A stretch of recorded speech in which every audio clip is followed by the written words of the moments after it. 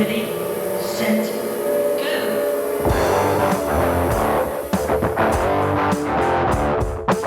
Is this thing on, miss?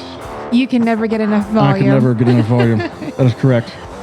I don't want to fool around at all. I want to jump straight into the guest we have. Sounds great. Tonight we're talking again to David Eicher. David, I think you are, I would say by far, I've gotten the most requests to have you back on of anybody. And I was thinking about today, I think has it been 2 years? Something like that? I think it's been close to 2 years. I'm going to say it's been over 2 years because I was still living in Ohio at the time. Ah, that's right. That's right. Yeah, and we moved June of last year, so it's been at least a year and a half. Wow. That's what more time flies by. You're just blowing his head up sure at does. this point. For those that might not have heard the episode, and I'll probably link to this on some social media posts so you can hear the first one if you all desire. David come on and talked about sexual abuse in conservative churches. And quite frankly, David, you blew my mind. Really, that was kind of and I tell a lot of people this, that was kind of the catalyst for me. Like I heard what you were saying about the Mennonite culture. And then I started sitting and talking amongst some of my friends, and me and Miss would talk. And that's when I started putting two and two together as far as the issues that the CHM has. And so you kind of started me down this dark rabbit trail here. Yeah, it's quite a rabbit hole. The thing that's amazing to me is it reminds me, I don't know if you remember the song or not, by I can't remember his name now. Neil Diamond sings the song "I Am I Said." I don't know if you remember that song or not, but there's a line in it. Did you ever hear about a frog that dreamed about being a king and then it became true? Except for the names and a few other changes. If you talk about me, the story's the same one. And that line, if you just change the names and a few of the details, it's the same story. That is so absolutely true in these abuse stories. In fact, I just read, I can't remember the name, but a number of years ago, there was an Iranian pastor that was he was imprisoned, and his wife was an American citizen and was trying to get him free. You remember that story? I think I do. Yes. I can't remember his name. But his wife ended up getting him freed. His name was Saeed Abedini. Yep, I remember. So his wife, met with the president. I think it was Barack Obama at the time, and really went to bat to get him released. And then next thing we know, they're breaking up because of domestic abuse. Her book just came out last week, or maybe 2 weeks ago, and I'm reading this book. And it's a story I've read 1,000 times. I've known people that live this story.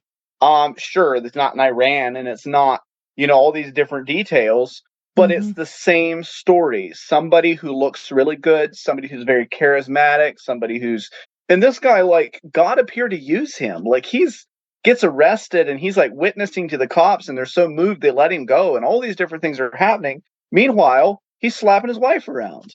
He's, all these other things, and it's one of these situations that is that you see it again and again, that same plot, the same storyline.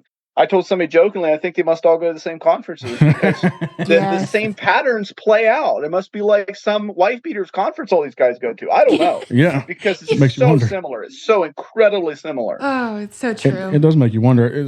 I've noticed that not as much across maybe the general church boundaries, even though I do believe it's correct.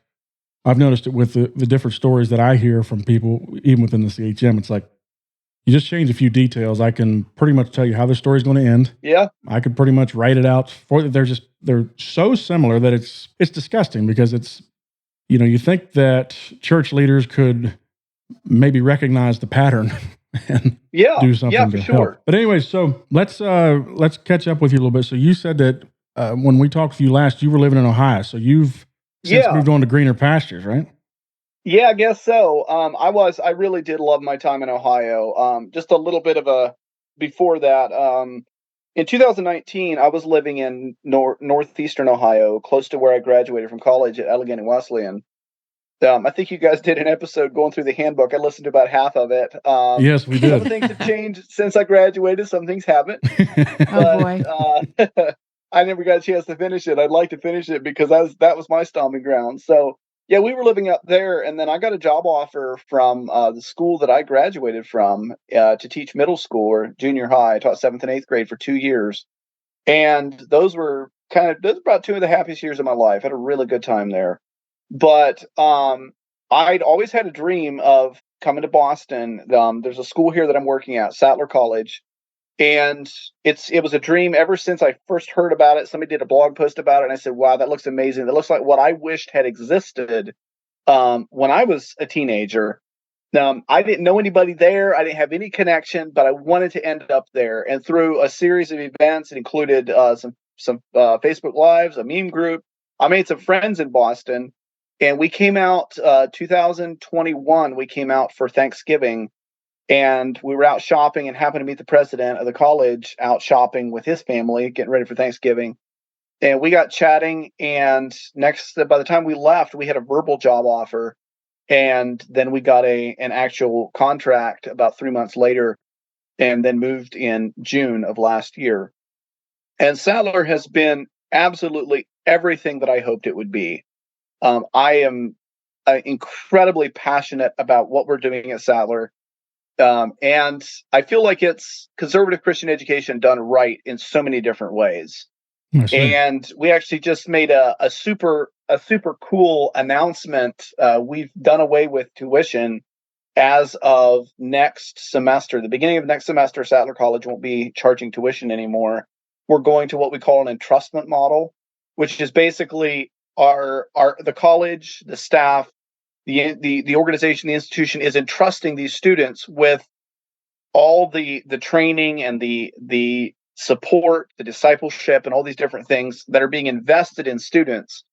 And the goal at the end then isn't that they have a bill, this is what you owe, but more a sense of responsibility. I've received, now I want to give back. I want to give back to the community.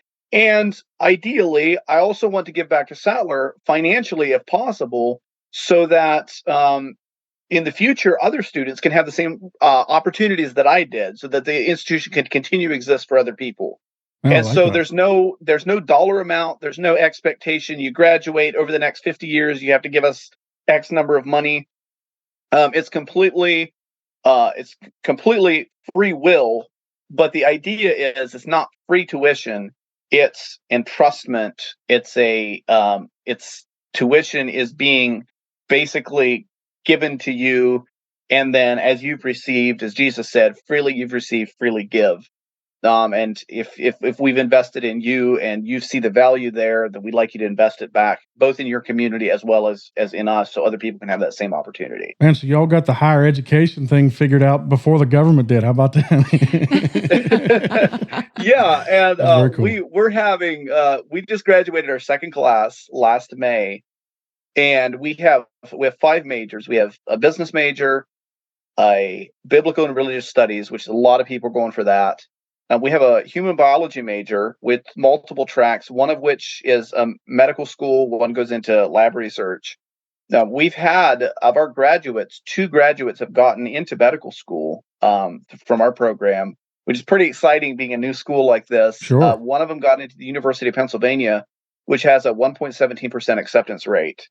So that's pretty great. One of our another student scored on the MCAT. He scored on the 99th percentile and was accepted in the Long School of Medicine in San Antonio, Texas. So we have a lot of great stuff happening. And so just to give you an idea of actual numbers, our average student is going to be paying, we can't offer at this point room and board, because that's something that's a fixed cost. We're able to subsidize it. And so students are going to pay about, I think at this point, $9,800 a year for room and board. That's a place to stay and 2 meals a day.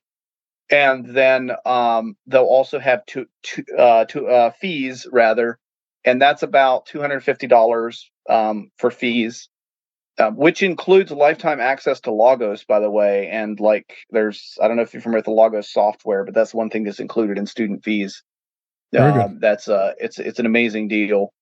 And then there would also be the cost of books, which is some students buy all their books, some students are able to borrow, and so on. We have access to Boston Public Library, so students can expect to spend about $10,000 a year, and that includes your living expenses and everything between $10,000 and $12,000 a year. So I don't know anybody that's living in Boston for that, much less getting an education that's in my estimation is a world-class education. We have some faculty members who've graduated from schools like Harvard and Yale.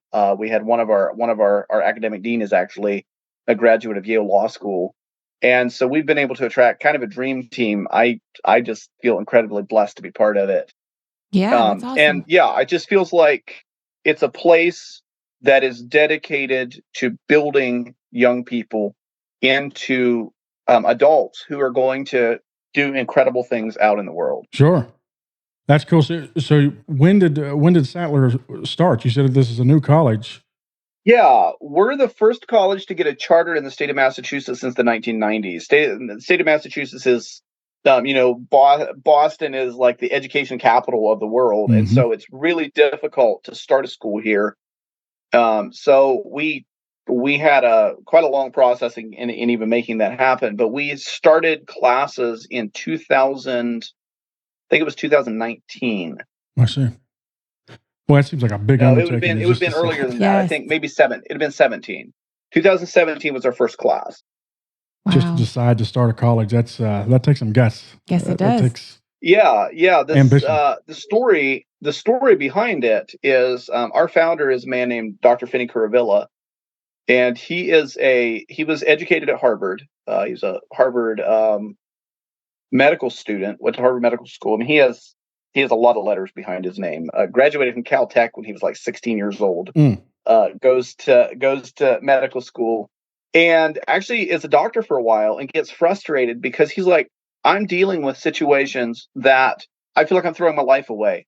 Here somebody comes in, preventable disease. They're not eating right, or they're smoking, or this or that, and so we help them. We work with them. We get them stabilized. They go back home. They continue the bad habits, and here we go again. And so he's like really kind of discouraged with the fact that he wants to do something that makes the world a better place, and helping just tide people over who are married to their bad decisions.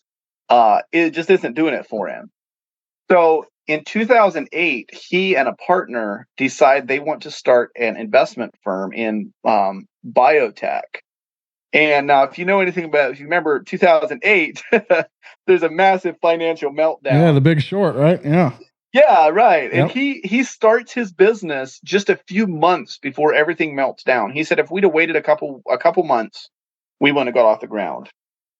But they were able to start working, and their goal was, and their slogan is, investments that make the world rejoice. We want to invest in things. We want to get good returns on investments in things that are actually making the world better, because you can invest in cigarettes and you make gobs of money. You can invest in pornography, you make gobs of money. But how can I invest my money in ways that are actually going to improve the world? And with his knowledge of biotech, he's able to basically do some angel investing and things like that, and listen to pitches from people who have new ideas that could potentially be absolutely world changing. He's looking into some Alzheimer's things that can improve or slow down the progression of Alzheimer's is something he's shared with me that their company's looking into investing in. They had an agreement. His company, if anybody's interested, is Eventide Investments. They had an agreement with their partners at the beginning of when they started, that they were going to cap their profits. So if you think of people who are evil in the world, there's lawyers and there's politicians. And hedge fund managers are pretty far up on evil. I don't normally hear of investors voluntarily capping their profits. Yeah, saying we only want so much. Right. Right. So because their partners at the end of the year, they get their profit shares. But whatever their company makes above and beyond that would go into the partners' pockets instead goes into a philanthropic fund that they use to do benevolent work in the world. You said this is Eventide Investments? Yes, Eventide Investments. I like this. And so one of the things that this fund is supporting is Sattler College, and they actually signed an agreement, because that's one of the things you have to do in order to get to start a college, is how do you know you're going to be here 10 years from now? And so they promise $2 million a year for the next 30 years for operating expenses for the college. And so that's the seed money that's getting Sattler off the ground. Wow. And then obviously there's been needs for other money since then that we have to raise, but that's the baseline. So we're on an office building on the 17th floor of an office building in downtown Boston. Absolutely beautiful, amazing view. It's a great location for our students. Our students live on Commonwealth Avenue in dorms. If you're familiar with Boston at all, Commonwealth Avenue is a very gorgeous neighborhood. Our students walk through the Boston Public Garden and the Boston Common on the way to and from school. They're about a mile from school, so it's a beautiful walk every morning. And these are just all opportunities of somebody who says, "I want to use my gifts to be able to make the world a better place. I want to invest in the world instead of just taking from the world." And I've had the opportunity in the year that I've lived here to watch Dr. Curvilla's life. And knowing the financial resources that are at his fingertips and watching the life that he lives, I don't have that kind of discipline. If I had the resources he has at his disposal, I might not talk about it, but there would be signs. Right? Well, I'm a redneck, and we all know what rednecks do when they get money. There would also be signs. Yeah. So yeah, and that's something that's been just really beautiful to see. Somebody who's really does care about the world and is making, like, at this point, just to give you an idea of the kind of resources that Eventide has amassed at this point, I believe they have $2 billion under management at this point. Or at least that's the last thing I heard. They're doing quite well. My brother has some money invested in it, so he'll tell me sometimes the returns that are coming in. He said, I think 2 years ago, it was either last year or 2 years ago, he got 40% returns. Holy cow. So it's, you can't do that every year, but you don't have to do it every year. Right. Yeah, that's true. That's true.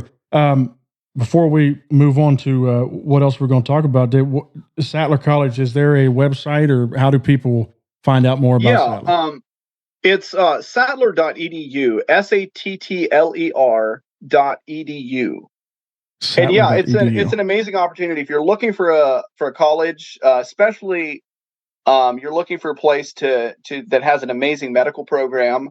We have options. Our students have been able to do some really incredible internships. One of our students right now is the only intern in the lab he's working with that's an undergrad. Everyone else that he's working with are actually graduate students, and he's managed to land an internship there.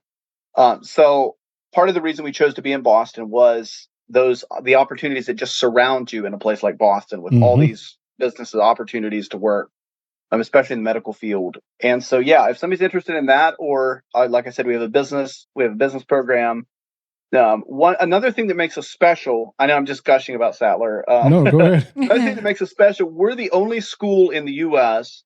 that requires all students, whether you're a medical student, whether you're a biology student, whether you're a business student, or obviously biblical and religious studies, we're the only school that requires all of our students to take a year of Hebrew and a year of Greek. And this is the goal of this is to develop the whole person and the ability to go back to scripture, studying the original languages and so on. And the way that Hebrew and Greek are taught is very, very, very interesting. It's like conversational. Like, they'll have conversations in class. They actually, in Hebrew class, each of the students has their own Hebrew name that they use in the stories that they tell together and things like that. So it becomes more than just language in a book. It's something that they actually are using. I'll watch them in social media posts, like typing things in Greek as their captions or in their comments. Like, these students are actually using it, and it's pretty amazing. This is something, Miss, I can definitely appreciate this, because when you start going down the King James only rabbit hole, you run across guys like Dr. James White, stuff like that, and he talks about how he reads his daily devotions in Greek. Oh, yeah. And it's like, that seems like that'd be a pretty cool advantage to have. Yes. I was just talking to someone at work about it, and they're not by any means a Christian, but he said, when I start doing research on things, he says, Why do people do King James only whenever, like, that's not even the original Bible? And I told him about Natalie Edmondson and how she actually, if I'm not mistaken, she has a English and a Hebrew, I think it is. She has a joint Bible that has both. And she's very, very knowledgeable. And then she's the only one I know that can read that. Well, that's very cool, David. Yes. It sounds That's like amazing. y'all doing a very good work up there, and I want to post a link to this as well, and I Sure. encourage people to go check out sattler.edu and check them out and see what's going on up there. Actually, the King James thing is a good way to segue over into another little bit of a topic. You know, David, me and you talked about this. We even hear preachers in the CHM miss talking about this as of late. You know, we get accused a lot of times, people like the three of us, those that disagree, that somehow we're doing some, and by disagree, I mean with hyper fundamentalism, super conservative like CHM, or, you know, the very strict section of the Mennonite culture. David, sometimes they look at us as if we are, trying to destroy them or something like that. Yeah, there's an idea, and I think it comes from the idea, from the problem of conflating your culture and your convictions that you personally have, and not being able to see beyond that. And that's actually one of the facets of fundamentalism that makes it what it is it's really difficult to see somebody else's perspective. I read the Bible, I see what it says. If you don't see what it says, then obviously you just must not love God, because if you did, you were listening to him, you'd come to the same conclusion. Never mind the fact that people have been coming to different conclusions about the Bible for the last, 4 to 6,000 years. Yes. Right. That different people reading the same book come to different ideas. And a thought actually hit me recently that if God really cared about everybody coming to the same conclusion, and if that was the whole point, then Jesus wouldn't have sent the Holy Ghost. He would have just stuck around. And he could have hung around Jerusalem, and if you had a question about what he meant, you could write him a letter. He could have a new addendum that comes out every 6 months or something. The Jesus notes, and everybody could get those and read them, and then, okay, we know what to believe about this. He clearly didn't intend that, because he could have done it. He could have stuck around and run the thing. But he chose to send the Holy Spirit to guide people. And so it seems like part of the issue is we're supposed to be struggling with it, and we're supposed to not be certain about it, and we're supposed to have some questions. It seems to me that way, because if we're not supposed to do all those things, he really seems to me to have picked a bad way to do it. And when you're the all eternal, all knowing, omnipotent, all gracious one, it seems like you'd be able to accomplish what you're looking to accomplish. And so I think that when I look around and I see the different denominations, and I see the different people that are trying to serve God in different ways, I have to conclude that on some level God wanted it to be that way. And I think there's something that we miss, and we hear this in Corinthians. Paul talks about the body, and how the body isn't all one eye, or it's not all one foot, and it's all not one hand. And we hear this a lot of times, within the local church. So here's somebody that's really good at hands-on stuff, and here's somebody that's good at teaching, and we need all those different people in the church, so that the church can function. And that's true, and that's great. But I think it's also true of denominations. If you think about a baby forming in the womb as an embryo, you have, these stem cells, and those stem cells could be anything. But as they start dividing, they start specializing. And some of them start becoming the liver, and some of them become the kidneys, and some of them become the brain, and some of them become the nervous system, and the blood cells, and all these different things. And they all have a job in the body. My liver and kidneys don't have to be in competition, even though they filter the blood in different ways. They both have the same job. My brain's not worried about filtering blood. My brain's trying to do something else. My hands, my feet, all these different parts of the body are doing their things. And they could argue and say, well, these enzymes are important. You got to have them to live. Well, you do, but my stomach doesn't have to provide those. My liver is. And so sometimes I think that in the greater body of Christ, the whole global church, that some parts of us are intended to be the kidneys, and some of us are intended to be the heart or various parts of the body that appear to be incompatible and appear to be doing very different jobs, but the whole body of Christ throughout the world needs this. Yes. I just heard a preacher, actually last night, I think it was. And he said out loud what I think a lot of CHM people believe. And they just don't normally say it as plainly as this guy did. But he was going right down the line, and he was saying that if one of our, quote, young people has walked away from this CHM way, it doesn't matter if they're still even serving in a church, or no matter what they tell you, they are backslidden. Yeah. And he said, we should pray for them as backsliders. It doesn't matter if they're in another church, but whatever. And David, I'm sure that there are people also from, Mennonite circles that have probably heard that same general thing.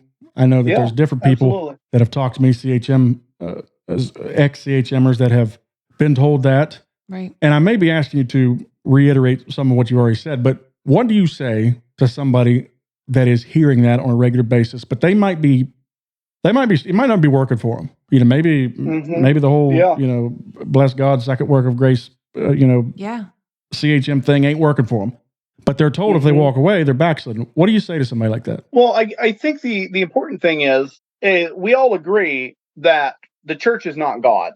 Right. And even your most hardcore conservative holiness person would admit that the church is not God. And that means you can walk away from a specific church without walking away from God. The only way that you can't do that is if the church is God, right? Right. Yeah, very good. Yeah, true. I mean, so to me, like, that's the important thing is, I want to make this abundantly clear. I remember being at an organization that's pretty conservative Christian organization, Mennonite organization.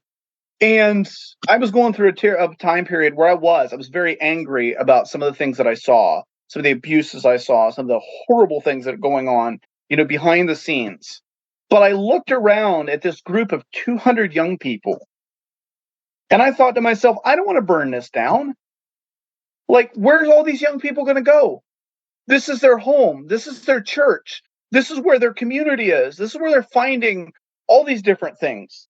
Now, I don't want to burn that down. I have no interest in burning conservative holiness down. I have no interest in burning conservative Anabaptists down or whoever it is. I don't want to burn it down. As long as whatever parts of it are doing God's work, I want those parts to go on. Now, if there's things that are sheltering abuse, let justice be done, though the heavens fall. If you're sheltering those things, it's like Core, Dathan, and Abiram. The ground opened up, swallowed them, and Moses said, "Get away from them." We're cleaning house today. But it's not the whole children of Israel. It's just that's a bad element of it. And so I would say, first of all, to anybody that's listening, that you're in a church, conservative holiness church, Anabaptist church, Baptist church, whatever it is, and you're looking around, you're like, this is working for me. I don't know what you're talking about. This is fine. Well, as Obama said about the healthcare plans, if you like your plan, you can keep it. If you like your doctor, you can keep it. Right. And I'd say to you, if you like your faith, you can keep it. I'd be the last person in the world to come along and tell somebody you need to throw your faith away, you need to throw your practice away, you need to get out of that church. I say that as somebody who was told that as a Mennonite kid coming to a conservative holiness church. I was told I need to walk away from my church and everything I know because the holiness people have the real truth. I was told this multiple times by multiple people. I got a lot of pressure to do that. And I remember how it felt. And I would never want to be the person that does that to somebody else and says, you need to get out of that if it's working for you. But what you need to know is if you have question marks in your mind and you have these things and you're like, this isn't making sense. I'm reading the Bible and it says this and my preacher says that. And what am I supposed to do with it? I don't see it. Or like, if you're like me, and this is the moment, this is the crack in the dam for me, was I was sitting at Allegheny Wesleyan College and this preacher got up front at God and everybody and was preaching away. And he started talking about how wicked it is to wear dark hose and how godly it is to wear light colored hose. And I knew he was making stuff up at that point because my whole life, the whole 18 years at my Mennonite church, I heard that dark hose were godly and the light hose were, and it couldn't both be right. Somebody's making something up. Yes. Somebody is. And the fact is, I hadn't read through the whole Bible at that point. But I read through most of it, and I figured the only place it'd be that was in the Minor Prophets, because that's the only part I hadn't got to yet. Right. And I've read the Minor Prophets since then. There's nothing about hoes there either. Imagine So that. they're making stuff up. It's just completely made up. And so you can be a Christian and decide there's certain elements of the church group that you're in that aren't working for you, that aren't clicking with you, aren't connecting. And honestly, I would rather, and this is one of the things that I think is so beautiful at Sattler. I would rather, and we would rather institutionally, that somebody is not living the way we think they should live. One of the things that most of the staff and that, like the founders and so on, believe at Sattler, for example, is that 1 Corinthians 11 is actually talking about an actual physical covering that women wear. That this is something I believe in wearing a covering. My wife wears a covering, institutionally, it's not in our statement of faith, but if you would ask the founder, the president, a number of the staff, not everybody, but many of the staff, they would say, this is something we believe. Mm-hmm. But we don't have that as part of our rules. We don't have that as part of our standard of practice. We have girls that wear makeup. We have girls that wear jewelry. We have girls that wear pants. We have girls that don't cover. We have girls that all the above. And while there may be people on staff that would say, I wouldn't do that personally. It wouldn't be the way I would live. The way we view it is, if I look at somebody that's doing something, let's say, I got a problem with makeup. And so I say, stop wearing makeup. Why? Well, because I'll expel you if you don't. Oh, okay. Well, I guess I won't. So what gained? Right. Did I gain anything? Did she gain anything? Did God gain anything? Because No. God sees her heart, and God knows she still wants to wear makeup. Right. She hasn't changed her mind on the subject. As soon as I'm not around and point my finger at her, she's going to go back to doing it. Yeah. As soon as it doesn't matter, and you might say, well, makeup, that's a silly thing because that's just a made up man rule. But whatever the rule is, it doesn't matter.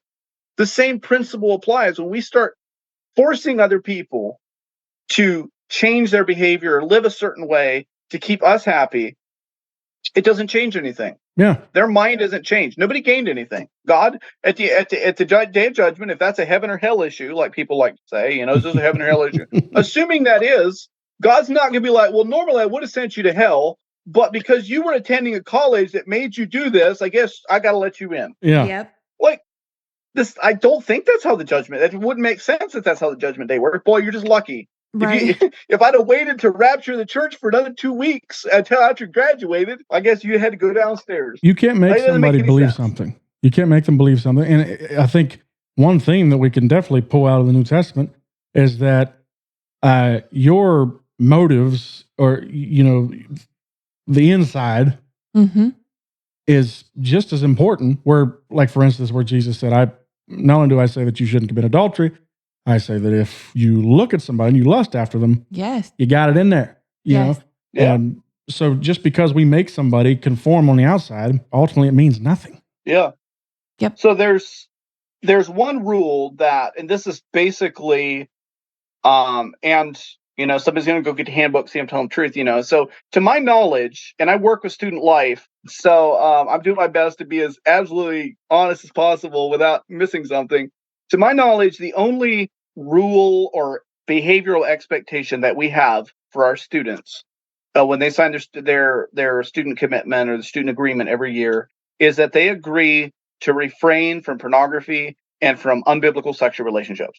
And I feel like that's like, That's if you're going to reasonable. make any Yep. kind of attempt at having a Christian community, like that feels to me like what it talks about in the book of Acts, no more than these 4 things: abstaining from fornication, things strangled and so on. Mm-hmm. I feel like that's something that pretty much anybody that's trying to live a godly life and have a community, I think we can all agree that if people want to follow God, they shouldn't be looking at porn and they shouldn't be having sex outside of marriage. That is correct. Yes. That's Yep. I have a hard time imagining many Christian people saying, yeah, that's a bridge too far. And that's Yes. where the thing we do ask for students. So it's not like there's no expectations, but the thing is, those are things that actually do affect the community at large. That's not just it's not like you making a personal choice about what you're going to wear in your wardrobe. that's a broader thing. Paul talks about that who commits adultery or commits fornication sins against his own body. Like it feels to me like that's something that is that's worth having that conversation. Sure. And I think even in that case, if you had somebody that fell into porn use or whatever, it's not like, oh, boom, you're out of here. It's more like, okay, what's happening? What's going on? Is this something that you're pursuing after? Is this something you want to find victory in? We actually have, and that's another big part of our culture, is the term we use is relational discipleship. So discipleship, most people think discipleship is following Jesus. It's this vertical idea that, it's me and Jesus, I'm following him. But we believe that discipleship has a horizontal component, that as I'm trying to follow Jesus, I need people beside me who are helping me. Yes. I need people. So one of the big elements of our culture is every student is part of what we call a journey group. And they meet at least once a week and they talk about their week. They ask each other how it's going. They share their struggles. These aren't mixed groups, so they can really get specific. Hey, I'm a young man. Hey, I'm struggling. I've been struggling with lust this week. I've just really been having a hard time keeping my eyes where I should, or and just really share about what's happening, and then other people can pray with you. There's both the accountability, there's the check-in, there's other people that you don't feel alone, and that's a major component of what we're trying to do in building that whole person, is understanding that discipleship means walking with other people and serving God together. But it's not this judgmental, I'm looking at your life and you're looking at mine. I'm looking at my life and saying, what's God talking to me about? And can you help me? I need help with this. And it's building relationships and building each other up. Right. Like, because we are not islands. Like we actually have to all be like the body of Christ, which means we help each other and support each other. Yes. Absolutely. So I like that. I think that the gathering of the church, and this is one area among many that I feel that the CHM got it wrong, just from personal experience, was whenever the believers gathered, it was usually always in a formal setting. Mm-hmm. Whereas I think that, David, what you're talking about there, I feel that is, man, almost just as much a part of it. I mean, yeah, we get together to worship and all that, but that whole thing of building a community, building that fraternity of believers to where I can, sit with this group of guys and be like, all right, I've got some issues here and I need, let me bounce some ideas off of you. Yeah. I think that is extremely important I for someone as a Christian. I think, as just someone who's came from the conservative holiness movement, like the background of it, I think we are too focused on being perfect, and that we are afraid to discuss our failures and our flaws and our humanity. Because when you are supposed to be sanctified, we're not supposed to be tempted anymore, and we're not supposed to have this struggle and that struggle and all that. Where you right, exactly. And so when we are constantly chasing perfection, which the Bible does say, "Be holy as Jesus or God is holy," but we are still human, and we're still going to have struggles. And I think when we are taught and almost brainwashed into thinking that you're not going to be tempted anymore. When you see a good-looking person go walking down the road, you're not going to have that anymore. And I think the conservative holiness movement just completely just takes that and runs with it to the point that if you are struggling, then you're the bad person. Like I can't relate to that. Right. I think one of the key things that you said right there is chasing perfection. Right. Which I think we are supposed to do, but that also alludes to you haven't caught it yet. Right. You're supposed to chase it. Whereas the CHM takes the approach of we've caught it, now don't lose it. Right. And then you add to that this whole redefinition that happens. So now, what I did wasn't sin. Like, because when you're sanctified, you don't sin. So clearly whatever I did must not have been sin, because then that would mean I wasn't sanctified. And I had this experience. Oh man. And all of this happens and it actually, the thing it's supposed to be doing, which is pushing people toward holiness and toward holiness of life, actually living it out, ends up being a hindrance because people can't be honest about where they are. Exactly. People can't be honest about what's happening. And like the concept of a second work grace is not, and I know holiness people don't like to hear this, But my friend Matthew Milioni here, like he promotes the second work grace. He's like, I believe it is what the Bible teaches, and he talks about it. This idea that it's an empowerment for service, that there's something that happens post conversion where the Holy Spirit comes and empowers you for service. He's like, and he's like, I know multiple people that this is something that's happened. He says, happened to me. It was an experience where something changed. There was a power there that wasn't there before, and he describes it. But it's not described in the sense of, sinless perfection or, and see, I hate to have this idea because, we live in a world that doesn't, by and large, take the idea of living holy seriously the way that we should. And so there's this whole, well, we just all sin, we just all doing bad things all the time. That's just what we can expect. And I think God's offered us more than that. And so I don't want to fall down that rabbit hole into we're just all mucking around in the sin half the time. Yes. We're sinning saints and all these things. I don't agree with that. But we also can't fall into the other ditch where we just can't admit where we have any failings. We can't admit we have a problem. We can't admit absolutely. And there's a group of us that at Sattler, a group of students and me, that we actually meet weekly for communion. And part of our communion service is us going around and sharing what happened last week. What are we struggling with? And then we have collective confession. We confess that we've sinned against you in thought, word, and deed by the things we've done and the things we haven't done. We've not loved our neighbors as ourselves. We've not loved you with our whole heart. And I don't think anybody, if they're being honest, can honestly say that as you think back over the last week, that every single moment you've loved your neighbor as yourself.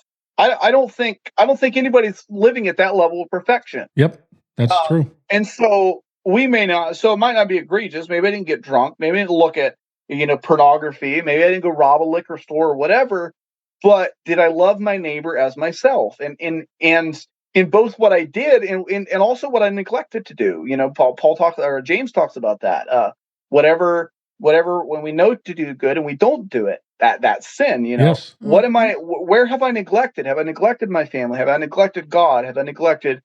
And that weekly reminder of the need for growth, I don't think has to be in contrast to this idea that we're sanctified and that our hearts are turned toward God and that we're living a life that's holy. Those two things don't have to be in contrast with each other. Right. Very true. Now, you spent some time in both camps because you alluded that you went to AWC, and then you were raised. What did you all call it? Is it Mennonite or Conservative Anabaptist? We would have called ourselves Mennonite, although depends on what Mennonites you ask. They say we weren't Mennonite.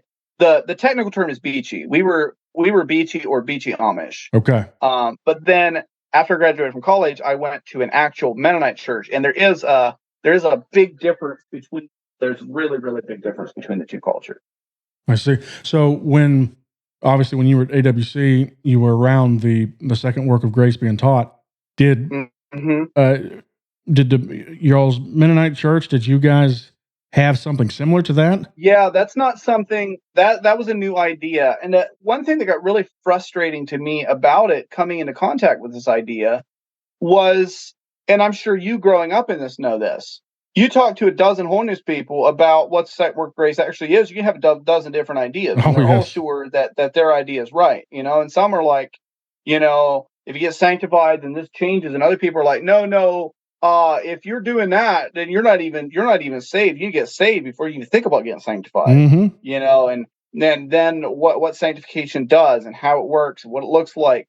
And like it felt to me in retrospect like everybody has to believe in this thing because we can't be holiness without believing in this thing. So we have to believe in it. But then everybody's kind of defining it the way they want to define it so that it matches what they'd like to do. And then I look at people's lives and I'm like, you don't live any different than me. You don't live any different than the people I know. You're doing the same thing. I see sanctified people getting divorced. Like, what's that about? Right. Like, that doesn't make any sense to me. Yes. I don't get that at all. Like, And so then it felt to me like it just becomes it was a thing that has to be believed so that we can check this box, this theological box, but didn't actually, in most people, truly make a difference in their trajectory.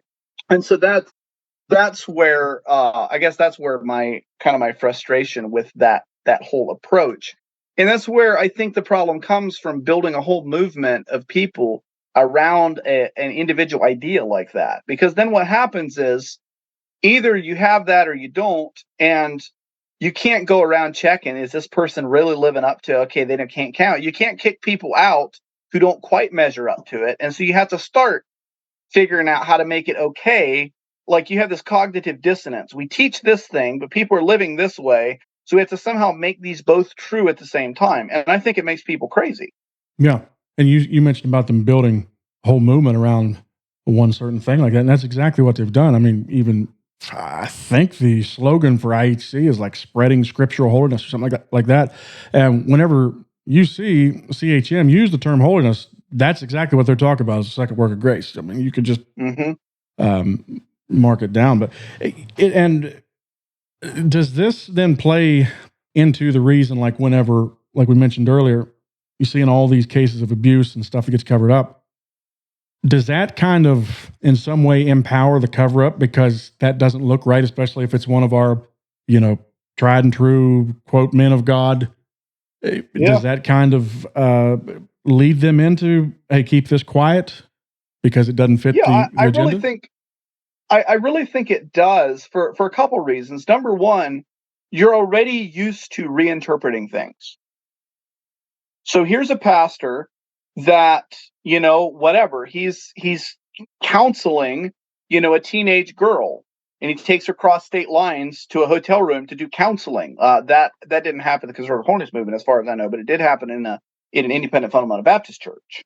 And when you're used to this idea of reinterpreting then you hear about it, and you're like, well, yeah, it's not really something. Sure, that was bad, but like, what are you going to do? Especially when that preacher's been preaching all down the line of all the things, he's saying all the right things, he's promoting all the right ideas, he's in line with all these things, and you look at his life, you're like, yeah, because what we've done is we've made the faith, and this is actually, I don't know if you saw my Facebook post or not, but I had an epiphany just last week. I'm on my way to work. I'm listening to the song. It's actually, you may know the song, Windows of My Soul, Through the Windows of My Soul. Yes, I think I do. It's like, the song's kind of funny to me because I don't know what that means. How does Jesus go back and forth through your windows? Like, that just doesn't make sense. Okay, why can't he use a door like a normal person? So like, that line was weird to me, but I'm listening to it, and I'm sitting on the train, and all of a sudden I'm sitting on the train just crying. And the line that stood out to me and just moves me to the core of my soul is the line in that song: he was rejected and abused, but that cornerstone has not been moved. And I'm riding along going to work, and I'm listening to these words, and I'm thinking about this, and I suddenly see in a flash what I've missed, and what so many of us miss all the time, is that we think our faith is based on this group of ideas. We think this faith is based on a book and how we understand the book and having the right ideas and believing the right things and all this. And that's not the cornerstone. Jesus Christ is the cornerstone. Yes. And that person of Jesus Christ, and this idea that the song depicts. I mean, Isaiah 53, he talks about he was rejected, and we didn't esteem him. He's a man of sorrows. He's acquainted with grief. Like, Jesus Christ, this person that was despised, and in spite of all this, he knows what it's like to lift up his tear-streaked, blood-stained face and cry out to God, why have you forsaken me? And yet, in the middle of that, this cornerstone isn't moved. Yes. He's somebody you can count on. He's somebody you can depend on. And all of a sudden, I realized part of my struggle in my faith, and I think part of what's happens in the Holiness movement, the Conservative Anabaptist movement, wherever it is, when we start getting our focus on these ideas, we got to believe these right things. We got to have these right opinions. We have to, and we get away from the fact that it's not a what, it's a who. Uh-huh. And that's the cornerstone. Other foundation can no man lay, but that's laid. And I don't say that to say, well, just throw your Bible away and listen to Jesus, whatever that means. Like, that Bible is a record. These things are records. These are ideas. But it's so easy to get moved away from him to all these other ideas that we have. Yes. And then as a result, it's easy for us to look and say, hey, he's okay because he believes the right things. He's okay because he says the right things. She's okay because she wears the right clothes, or whatever it is. And we get away from the fact, what is it based on? Is it based on our clothes? Is it based on our theology books? Based on any of that? Or is it based on the person of Jesus Christ and what he said? What if Jesus actually meant the stuff he said? What if we're actually supposed to live that way? And then we can look and we can say, is that the kind of thing Jesus would do? Because I can't imagine Jesus getting in a car and taking a teenage girl across state lines, get a hotel room. That's not a Jesus thing Not to at do. all. You know, I can't imagine Jesus using his position in the church to pad his own pocket. I can't imagine Jesus, and suddenly we can start seeing, how would Jesus relate? What would Jesus do? And then we start realizing that you can be a serious Christian, you can be a conservative Christian without being a jerk. And that's like a shocking concept. A lot of people are shocked by that concept. Yes, that doesn't compute like, with a lot of wow, people. Yes. Well, actually being a jerk is the most loving thing you can do, and you've probably seen this meme on Facebook or these comments, if your neighbor's house was on fire and you knew they were in there sleeping, you'd run and bang on the door and wake them up. You wouldn't worry about it. But yeah, it's kind of true. Like, I get that. So, the most loving thing to do is tell people they're going to hell. That's just the most loving thing you can do. I'm like, no, actually not. And I'll tell you why, for a couple reasons. If I was walking down the street and a guy approached me and said, hey, do you know that Zaphod Beetlebrox, the god of the northern hemisphere, is angry at you and wants to set you on fire unless you wear a little purple hat? I'd be like, leave me alone. He's like, no, this is loving. I'm telling you this. Zaphod Beetlebrox hates you. Put on the purple hat. I'm like, get away from me, you freak. Why would I'm not going to do that? Like, part of being loving is also understanding where things are at. Let's suppose that somehow I knew something about your marriage that you really should hear. So the loving thing would be for me to tell you. Well, maybe, but if I don't have a relationship, if I just happen to hear this through the grapevine, and now I'm going to come in guns blazing and tell you what I think about you and what's going on in your personal life, you're like, where do you get off, buddy? You don't know me. Right. You don't know what's going on. You don't have the relationship there. Love is partly about having a relationship. I mean, think about something as basic as somebody having bad breath. Like, you gotta have a pretty good relationship. Tell them that, right? Yeah, that's like. very I mean, true. sure, they're probably breathing on everybody, and everybody's like, "Dude, what in the world? He needs to brush his teeth." But the loving thing isn't to be like, "Hey, you know what? Your breath stinks." That's the loving thing to do. So why do you think it's the loving thing to tell people they're gonna burn forever, never? And why should they trust you? Why do they have any kind of relationship? And when you add that, as one of my Facebook friends says, and she grew up Amish, and she said she doesn't use the word mom because the woman that bore her did not act like a mother. Sure. I don't remember what term she uses, but she's like, you pray that I don't go to hell because I left your church and I left your religion and I left your faith and I left all this, and now you're scared I'm going to hell. And she's like, I don't believe it, because you didn't care about the hell I lived in when I lived right under your roof. When my brothers were taking the doors off the hinges so they come in my bedroom and rape me when I was a teenage girl, you didn't do anything about it to stop them. You didn't do anything about the hell I was living in right under your roof, but you care about some future hell that you're worried I'm going to? I don't believe you. And I think this is true about a lot of people in a lot of places. Like, why would I believe as a young person that's struggling with whatever it is? Maybe I'm just being nitpicked by everybody in the church, and I'm trying to make a go of it, and I just can't make a go of it. A lot of young people, especially that come in from the outside, and they're trying to make a go of it, and they don't know where to start. That happens. I know people like that. I have family members have gone through that kind of thing. And they're like, we look around and we supposedly care about the hell people are going to. We don't care about the hell they're living in right now. It doesn't make any sense to me. Why should a guy that I'm walking past on the street that comes up to me, like a guy did a couple weeks ago, and he said, "Hey, you know what? I'm hungry. And well, let's go get something to eat." Because I tell you what, I hope that in my whole life, and I'm not saying this to exalt myself or what a great philanthropist I am. It was breakfast. It was a breakfast roll or something. Sure. But I'll tell you what, if I was ever so desperate that I had to walk up to strangers on the street to get something in my stomach, I hope that there'd be somebody out there who would have compassion on me. So I'm gonna be that person.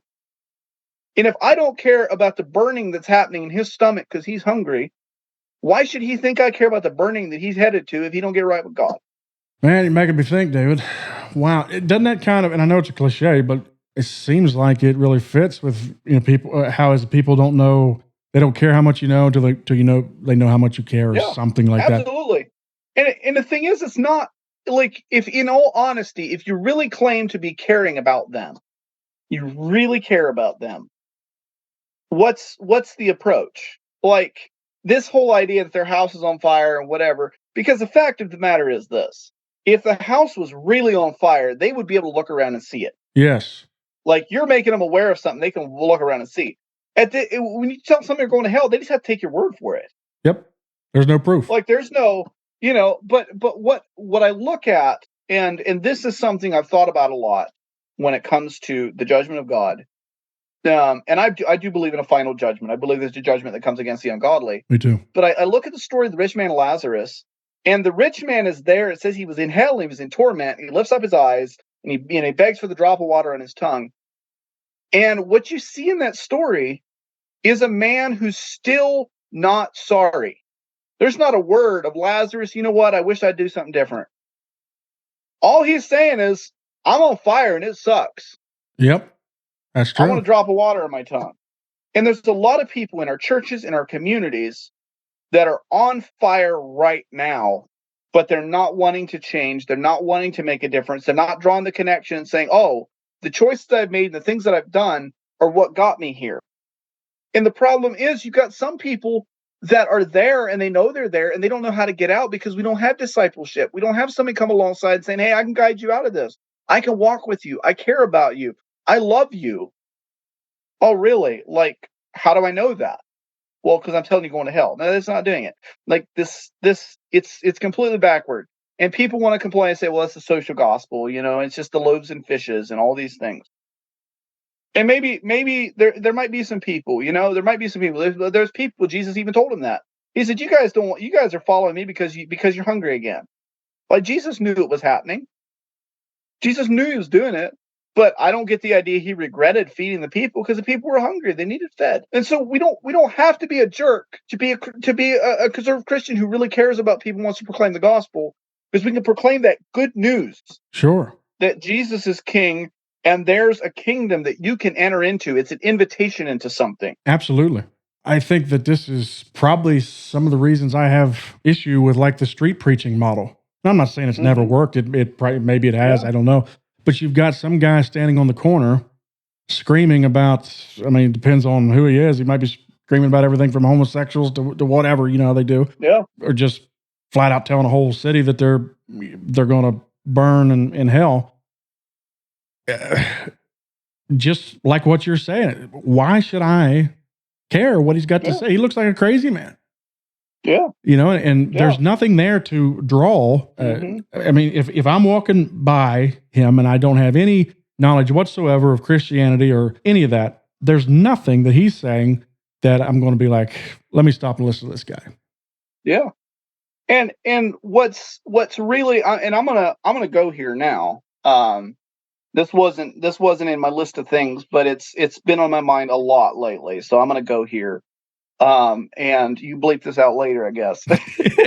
Go for it. I'm appalled right now as I watch the Christian response to what's happening in Israel. Because, and there's a couple reasons for that. Number one, because I live in a city, there's just down the street from where I work, there's a place called Padima Pizza. It's a Palestinian guy, and it has some of the best calzones you ever had. Come visit me sometime. I'll take you down there. And I've gotten to know this guy just a little bit. Gotten to be just kind of a passing relationship with him. I went down the day after the Hamas attacks to get lunch there, and they were closed. He said, "We're closed." They had a sign on the door, "We'll close. Hopefully, be back soon." That was what happened from Harvard was terrible. Basically, I don't know if you saw that in the news or not. A group of student organizations from Harvard basically said, Israel, this is all Israel's fault. Israel brought it on themselves. I think I did see some of that. Yes. Everybody was mad about that. It was really terrible. But there's a couple things going on that really bother me. First of all, I want to be clear about this. What Hamas did, and it's absolutely terrible. They're holding hostages. They murdered families. They murdered kids. They did all those things. Anybody who says that was okay to do, or that was justified, that was the right thing to do, that's wrong on them. Sure. 1,000 times over wrong on them. Yes. But when you realize that Gaza, the population of Gaza, 50% of the people in Gaza are under the age of 18. 50%? 50%. That's the statistic I read. 50% of the kids, the people in Gaza are children. And you know that not everybody in Gaza is wanting to blow up people and kill people. Some of them just want to feed their families. Yes. Some of them are dads like you and me. And I saw a picture just the other day, this Palestinian man holding his little boy, looked to be about Pascal's age, that was killed by an Israeli bomb. And people are like, yeah, get him. It's Hamas. It serves him right, whatever. Now, if I didn't know Jesus and the hospital that my little boy was in got bombed and blown up, what do I have to live for? Nothing. But to kill as many of you suckers as absolutely possible before I go down. Yes. And this idea that, whatever Israel does is now justified. Whatever Israel does is now okay because Hamas did this terrible thing. When the fact is, Israel and the Palestinians have been doing terrible things to each other for a really long time. And when you have and I'm going to say it, when you have what is essentially a ghetto on the edge of Israel, you can't get out of Gaza. Like, if you want to leave, you can't leave, or it's very hard to leave. There's the Egyptian border, like 50 people get across the Egyptian border every year. So I'm not really, I don't know as much about that area as I should. So they can't get across the Egyptian border is what you're saying. And then are they also locked in on the Israeli side? Yeah. And because of security reasons, you have to apply, whatever. And so, for instance, if you have a preemie, it's almost impossible to get medical care for a preemie. Oh, wow. Like, you apply and it might be 6 months until you can get a pass. Well, what? Your kid's just going to hang in there for 6 months when he weighs 3 pounds? So here you're a dad and you file the paperwork to get across because you want to get your little boy or your little girl medical help because you can't get it in Gaza. And your kid dies because bureaucracy and security reasons. I'll give you security reasons. I'll give you a reason to have security. You know what the human response is going to be. And I'm not saying that that's the right response. Right. But if you don't have the gospel and the teaching of Jesus to love your enemies and do good to those that hate you and pray for those that persecute you and mistreat you, what else are you going to do? What's the natural human response going to be? I'm going to do to you what you've done to me. And when we have Christians that are cheering on this violence that Israel's escalating, because the fact of the matter is, if you look at the Palestinians, you look at Israel. Israel's no longer David and the Palestinians are Goliath. The thing is switched. Yeah, that's fair to say. The Palestinians in Gaza and other places, and I don't know what the answer is. They claim they've tried to make peace, and obviously there's powerful people who it's not in their interest to make peace. But you know what? Most people are just people like you and me. And I think of all people who should be able to see that, Jesus people should be able to see that. And when you have people, because of their eschatology, because of whatever, Israel, and all this, and this is going to be the great thing, and Israel's God's people, and all this. Well, the Jews can be God's people without the state of Israel being God's people. Sure. Right? Mm-hmm. Absolutely. I mean, just because the Jews are God's people doesn't mean everything Israel does is okay. Mm-hmm. Right. I mean, the Jews were God's people back in the Bible times. Yep. And not Yep. everything the nation of Israel did was okay. Yep. I mean, surely how much more is that today? And it's so absolutely heartbreaking to me. And the problem is, I don't know if you saw it, but there was actually a case here in Chicago where this man went over to his, I think he was the landlord, and he had a tenant that was Palestinian, and went and stabbed the mom and her kid to death because they're evil. They're Palestinians. Yep. So they have to go. Like, what did that kid do? That kid didn't do anything. Didn't do The nothing. most horrifying idea in the world that exists to me is that there's people out there that want to kill me and want to kill you Yep. because of what people that look like us or are part of our country have done to them. Yes, absolutely. But when we give our voice in support to people doing the same thing, we're no better than those terrorists that want to kill us. Like, hey, I'm going to vote to go bomb them because they have it coming. You know what? Maybe if we left them alone, they'd leave us alone.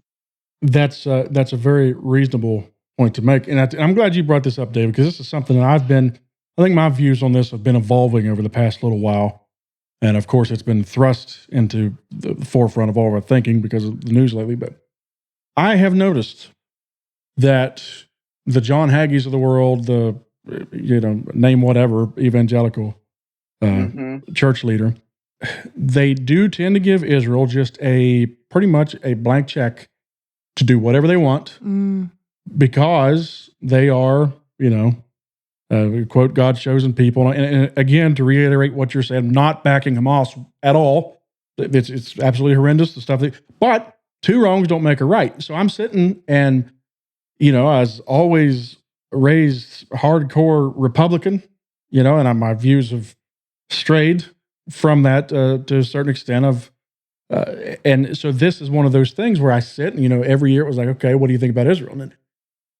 But when I hear things like what you tell me and the stuff you see, it's like, no, wait a minute. Something doesn't quite add up here, guys. And and back to what you're saying about loving people and treating them as Christ would, when you have, there's again, the eschatology thing plays so much into people's views on Israel, and they're pretty much cheering it on. Hey, let's get it done. Everybody get rounded up here and get that trumpet blowed. And yes, it's like, I think that the three of us here, he's born in the United States. And as far as I'm concerned, when it comes to the luck of the draw, if there is such a thing with that, hey, we won the lottery of life just by where we are. Right. And there's a poor sap right now that lost at that lottery, and his ties are in Gaza, like you were saying. And we need to care for that individual as well. Mm-hmm. Yeah, absolutely. And what's part of the thing that and I didn't even realize this. There's a couple things I didn't realize, but there is a lot of Palestinian Christians. Yes, I see. Like this is something a lot of people don't realize. I didn't. But Brother Andrew, God's smuggler, actually did some work with Palestinian Christians. I mean, it's not the majority, obviously, but there's a lot of Palestinian Christians, and so to watch Christian people here side with the nation of Israel, who is not Christian, against Palestinians who are brothers and sisters in Christ. yes, It just blows my mind. Like how is this okay in any way? And when you realize like a lot of the Palestinians who were in Gaza, like their land was taken from them. Israel came in and they said, okay, you're going to move off this land. It's Israeli land now. You guys are going to have to find someplace else to be. And they were forcibly displaced. mm-hmm. I don't know how you make that okay. Like, especially when you suggest in the U.S., because they're like, well, it used to be their land. I'm like, so you guys are going to vote for some of our land to be given back to Native Americans? How would you feel? A bunch of Native Americans moved in and said, all right, it's our land now. You guys wouldn't be cool with that, but you're cheered it on in Israel? Yes. That's hypocrisy. Yep. That's a very good point, David. And the thing is, it's in living memory. There are people alive today who can remember being pushed off their land. Mm-hmm. That's true, because what was it, 47 or 48? Yeah, it's 48. Yeah. Maybe not long ago. No wonder they're mad. Mm-hmm. Absolutely. And in one story that Brother Andrew tells, this guy had he was Palestinian. He had a farm. I think it was olives, if I remember correctly. And you have to plant olives really a special way. And you have to basically you have to tend them or whatever. It takes like 7 years before they even bear fruit. And he was like in year 6 in 48 when they came and they said, hey, and they basically told him, you got to leave. This is a Jewish farm now. And you're a nobody. And he goes to the farmer and says, hey, you probably don't know anything about raising olives, but I've raised olives my whole life. And this guy goes to work as a farmhand on the farm that used to be his farm. Wow. Yeah. Yeah. What were we supposed to say? Yay? Yeah. These things, and I don't know. The thing is, I don't know the answer because, like, it's hard for me to be completely sorry that the Jews have a homeland. The Jewish people having a homeland of Israel and having Jerusalem and whatever, like, it's hard for me to be sorry. And I realize some of the Arab nations around have been real, whatever, jackwagons about it. Yeah. Right. Yeah, like right now, Egypt is refusing to open the border to let the Gazans exit because they're like, if we do that, then we'll no longer be able to hold this because basically if they flee, then they're going to lose the claim to the land. And then our whole grudge that we have with Israel is gone. Mm-hmm. Yeah. And the fact is, if I get pushed off my land, then somebody's like, hey, here's a place you can be. Here's a place you can build a new life. Here's land for you. It might still burn, but like I could get over it. And I think most people who just want to have a family and raise their kids and whatever, well, could be okay with it. Like if you know, you could figure out a way to be fine. But when you have the rest of the world, the other countries around, the United States, Russia, whoever, that are goading this on because of like whatever their eschatological views, when the words of Jesus in Matthew 5, 6, and 7 are so plain, to me, that's the core of the whole teachings of Jesus. And what do you say? Love your enemies, do good to those that hate you, pray for those who persecute you. He said, this is how you show that you're children of your Father which is in heaven. Yes. Because he's the kind of God that sends rain on the just and the unjust. He's the kind of God that does good to both the evil and the good. He sends the sun to shine on the evil and the good, rain on the just and the unjust. All of these things, if you want to be like your dad, then you have to treat people that way too. Yes. Yes, Yep. That's true. You know, and when you see that, it's like, how can I possibly cheer on? Oh yeah, they got these guys. This is great. Right. Like, it's terrible. It's terrible. It's terrible when you murder people, and it's terrible when you murder the people who murdered the people, because like that's only going to lead to more slaughter. Yeah. Well, and another thing too is I think we're forgetting that if God wants his people, Israel, if he wants them to have that land, there is nothing that anybody can do to stop them. Mm-hmm. And I know different people are always trying to say, well, they're taking their land back. This is absolutely terrible. And I'm kind of like, I'm sorry. If God wants them to have it, they're going to have it no matter what. So whenever that time comes, like, I'm not understanding why everybody is like so worried about it, because God is all powerful. And whenever he says it's time for them to go back to, because isn't there a verse in the Bible that talks about the Jews, they're going back to Israel? There is. I don't. I can't remember exactly which one it is, but whenever it's time for that to happen, that's going to happen. Sure. But also, I think to David's point, we shouldn't cheer on the harming of innocents. No, I agree. To make that happen. Agree. Yes. Which I think is what happens oftentimes with evangelical Americans. Yeah, absolutely. And the thing is, you would be hard pressed to show me a way that. So let's look at 9/11. 9/11 was absolutely terrible. It's reprehensible. I mean, there's no way to make that okay. There's no way to justify it and all of this. I mean, I don't think that should be necessary to say, but Yep. I want to make that abundantly clear. Sure. But what is so bad about 9/11 is the fact that those people in those planes and those people in those buildings had nothing to do with whatever was going on in the Middle East. Uh-huh. Right? So, Correct. like, it's okay in people's minds, in most people's minds, it's okay. Like, they're soldiers, it's okay for soldiers to kill other soldiers because they're trying to kill you. Great. Okay? So let's assume, I've got problems with that from a moral perspective, but let's assume ad argumentum that's okay. Okay. So how are you going to prosecute a war in the Middle East and make sure you only kill Hamas? You're not going to kill anybody innocent. You're just going to kill Hamas, and that's it. You can't do it. Nobody can do that. And so now you're accepting the fact that it's okay to kill some people that we know when this bomb goes off, we know it's going to kill people that have nothing to do with this. It happened in the Iraq war, and most people don't know about it. They blew up a bunker full of civilians, killed like 450 civilians in a blast. Have you ever heard about that? I don't know if I've heard about that one or not. They tend to keep that off front page. The Amariah shelter bombing, 408 civilians. They blasted it with a basically it was a bunker buster bomb, and it had been marked. It was like a civilian. It's 4:30 in the morning. A bunch of civilians had gone there because the war had broken out. The first bomb blasts through 10 feet and explodes, and then 4 minutes later, a second bomb. People outside in the neighborhood said they heard screaming for those 4 minutes, and then after the second blast, there was no more screaming. It was almost all women and children that were in that. Oh, and that was an American bombing. Most people don't know about that. There's a monument there. People can go visit the monument or whatever, but it's not something that most people know about. Like it was like a gigantic oops.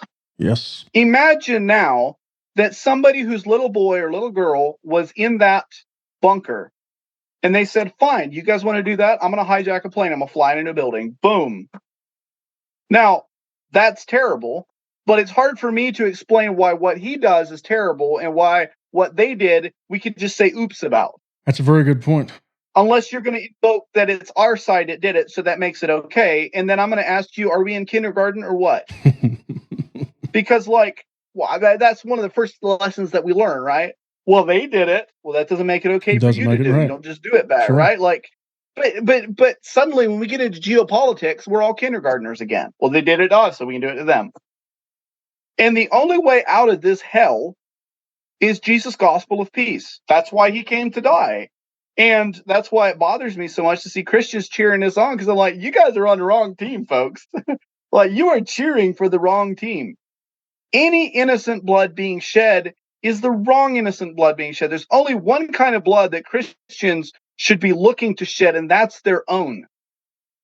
That's them saying, I'm willing to die, like the patriarch of Jerusalem that offered himself as a hostage. He said, if he says to Hamas, if you guys will let these women and kids go, I'll give myself to you as a hostage. That's Christ-like. Yes, it is. And that was pretty cool to see. It's an uncomfortable conversation. Well, that's not right. It's kind of inconvenient, these kind of conversations, especially with the news cycle as hot as it is right now. But it's questions that, we do need to ask ourselves. And the same people that will stand up all day and protest abortion, and I believe rightfully so. Yeah. So many of them will then also look the other way on the other innocent blood in these kind of situations. Yeah, well, if we would take the amount of money that is being used to kill Arab kids with bombs and missiles, all the oopses, well, we didn't intend to kill them. Oh, well, that makes it okay then. Because we were trying to hit somebody else. Never mind the fact that, there's story after story after story of oops. Like one of the darkest jokes that I've heard in recent years. Do you know the difference between a terrorist training camp and a school in Pakistan? What's that? Yeah, man, I don't know either. I just fly the drone. It's true. Yeah, it's true. Absolutely. And if you hit the button and you blew up a bunch of kids, the answer is oops. We thought it was terrorists. Yes. And then everybody's like, and if you raise the question that maybe that's not okay, you're anti-American, and if that's what America is, then we should all be anti-American. Because I'm anti, 6 things the Lord hates. Yea, 7 are an abomination to him. And one of the things on the list is hands that shed innocent blood. Yes, it is. Gay marriage didn't even make the list. which is like surprising to a lot of people. Mhm. But that's not on the list. But shedding innocent blood is. Like, God hates the shedding of innocent blood. That's the thing that God said is unforgivable about Manasseh. He's like, Manasseh filled Jerusalem from one end to the other with innocent blood, and the Lord could not pardon that. And like Manasseh goes into judgment as a result. It's terrifying to me. If we were spending half the money to abort Arab kids as we're spending to blow them up with missiles and bombs, they'd be calling for cuts in Congress tomorrow. Isn't that true? So like I don't get it. It feels hypocritical to It me. feels dirty. It feels dirty. I think that, and like I said, my views have been evolving on this, and I haven't come to a conclusion. Like you said, I don't know the right answer here. But I think one of the things that has helped me to step back a little bit and look at it with not quite the zealous fervor that I used to have is getting exposed to some other eschatology, like going through, listening to R.C. Sproul explain his side of the coin, and what he believes about it. And then, just hearing, there was even a guy, Mike Winger, who still believes, pretty much the same way that I was raised as far as, what is it? What are they, premillennial and all that. Yeah. But he also tried his best to be fair to the other side and really made me think that, hey, maybe we ain't got this thing figured out, and maybe I shouldn't just blindly support something without giving it actually a little bit of a due process there and looking it over. Yeah. And at the end of the day, and this is what I come down to, and let's use a more distant example, the atomic bomb in Hiroshima and Nagasaki. If you're familiar at all with World War II history, you want to talk about a nation, collective nation, that did absolutely terrible things. What Japan did was so terrible. There were actually Nazis in China that witnessed some of the Japanese atrocities that were like, dude, you guys, dial it back. Japan has yet to apologize for the rape of Nanking. Absolutely horrendous. Like, they're literally doing things like having beheading contests. They're lining up civilians and two officers seeing how many heads they can chop off in 30 seconds or whatever. Like, just completely unspeakable brutalities. And so if you're like, boy, anybody that deserves the atomic bomb to have dropped on them, it's Japan. And it's hard not to agree with that. Except that the soldiers that were chopping off people's heads and bayoneting little babies weren't in Nagasaki the day the bomb was dropped. Yes. It was just people that looked like them. Yep. And if you go and look, I remember reading up on it when the anniversary came around, and I got kind of curious because, it's something you hear about growing up, but you don't know a lot of the details.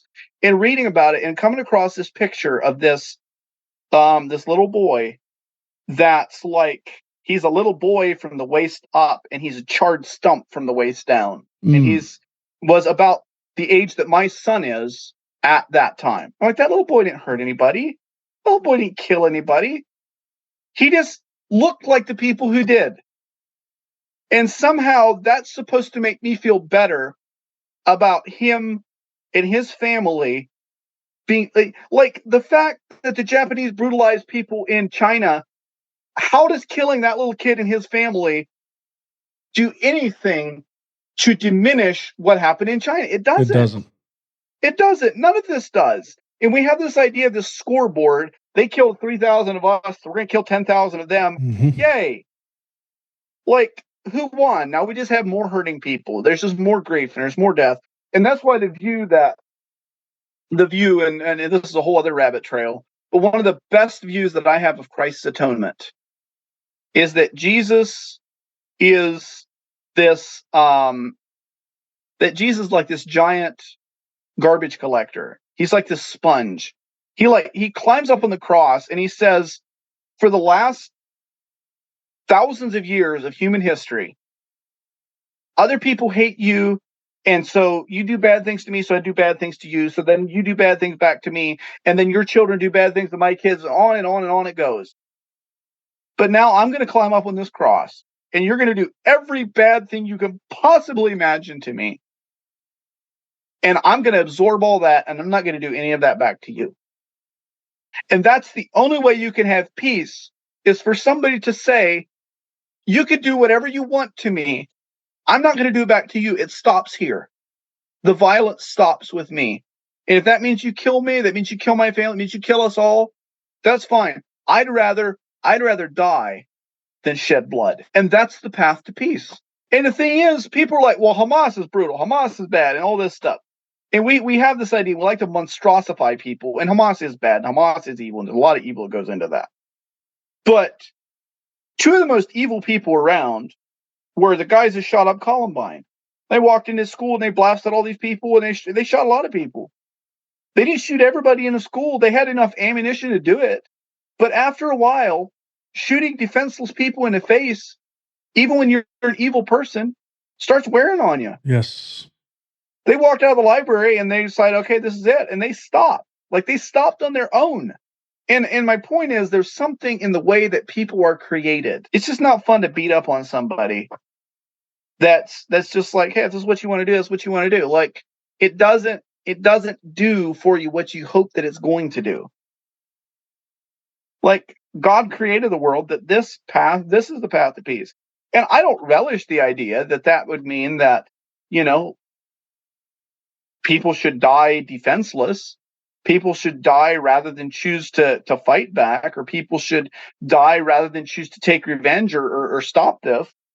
But there's the path: refusing to retaliate, refusing to hate back, refusing. To me, that's the view of the atonement, that Jesus did that. Jesus is the example. And then he says, now take up your cross. And you go into the world and absorb the hatred and the cruelty and the meanness and the ugliness, and absorb it into yourself, like he says in Romans 12. Don't be overcome with evil. Overcome evil with good. It's good. Yes. And to me, that's the only path forward. And we can talk about these other ideas, but until Christian people can grasp this idea that Jesus came to stop the cycles of violence. Jesus came not just to save us from some future hell.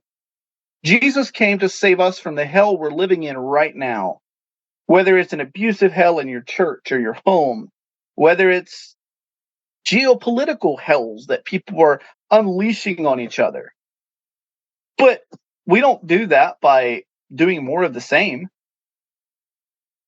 The path to peace is loving your neighbor as yourself, loving your enemies, doing good to those that hate you, pray for those that despitefully use you and persecute you. Not because it works. I mean, it does work, but it didn't work really well for Jesus. If Jesus like praying for him on the cross, Father, forgive me for what you do, and they're like, oh, well, we should definitely get him off the cross. Right. They stabbed him to death. Yes. So it didn't work. But look at Stephen. They're stoning him to death, and he says, Lord, lay not this sin to their charge. Didn't work for Stephen either. They stoned him to death. But those words, that prayer fell on a young man in that crowd by the name of Paul. Can you imagine him going home and thinking about that? Oh yeah. Like they're killing this guy with rocks, and he's like, Lord, forgive them. They don't know what they're doing. Don't lay this sin to their charge. Who does that? And Paul's eaten up with guilt his whole life for his role in this. Like that's the path forward. Well, David, I don't want to keep you all night, but I will say I should expect this from you now, but you've definitely got away with words. You and Tracy Bowen. I wish I could form sentences half as well as y'all could, but you say some very good things, a lot of things for me to chew on as well, and I think other people will do the same. Let's not make it 2 years before we do this again. Yeah, absolutely. It's been super good to be connecting again. Hopefully you find this helpful. And if you have a chance sometime, you want to come to Boston, we'll put you up in our guest housing. We have guest space that's available in our dorms for visitors that come in. If I know ahead of time, I can get it reserved for you. And it's right, beautiful area downtown Boston. Now's a great time of year, actually. It's a fall foliage and everything. Absolutely amazing. So yeah, I would love to have you. If there's a listener that's interested in Sattler or just interested in coming to visit Boston sometime, I love nothing better than to show you around. Boston's my adopted home. So come see us sometime. Absolutely. And again, that's sattler.edu. Is that correct? Yeah, that's correct. All right.